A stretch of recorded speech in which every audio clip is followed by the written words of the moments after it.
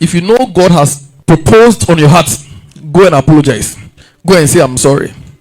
Or let's go. And you have your own excuse. You go, I've seen something you haven't seen, and I pity you. Trust me. Ask yourself, when Jesus comes now, what will be the last thought on your mind before he comes? I didn't marry.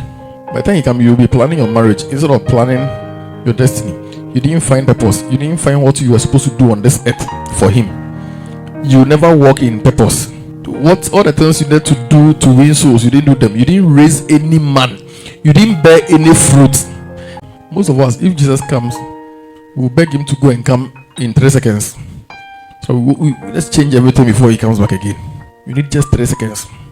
I told you, I've seen this coming about 2 or 3 times, and one of the things you see, it's a feeling you have when Jesus comes. The feeling will be that, oh, so whatever I couldn't do, I can't change it again. Immediately you hear he's coming, you come to the realization that you were supposed to do something that you didn't do, and that is where the regret starts from.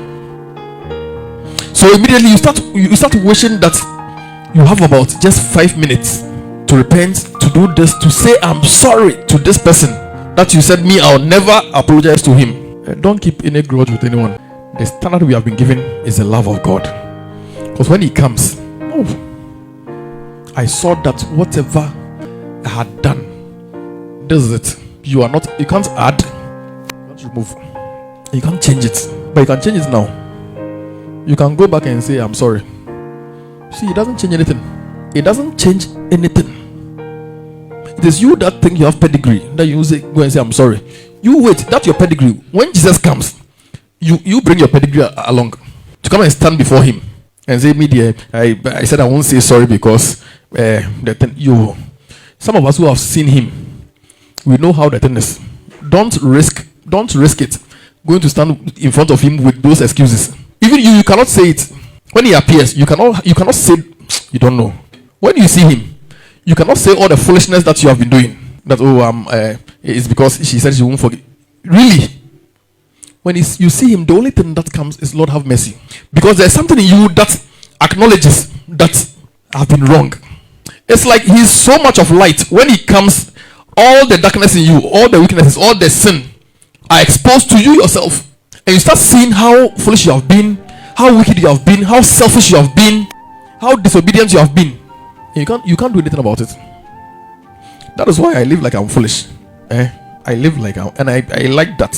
Why? Because I have seen the other side, and I know that all we are doing, there's a time that will come where I'll have to answer.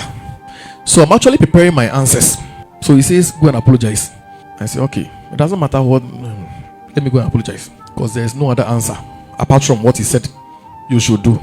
If you know God has proposed on your heart, go and apologize. Go and say, I'm sorry. Or let's go. And you have your own excuse.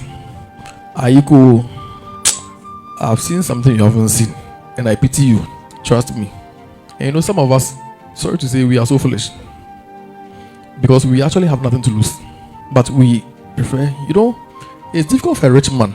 That's what Jesus said, right? It's not supposed to be difficult for a poor man. So if you're a poor man and you make it difficult for yourself, you are foolish. Because the difficulty that he spoke about is for rich men. You are a poor man, so this thing should not entangle you, because you have no image, no pedigree, nothing to protect. You have no name to protect. If, sorry to say, despite should be urinating somewhere here, say, it's difficult for despite to your bladder is bursting. You are not despite. You are saying people will see me for what? You will die.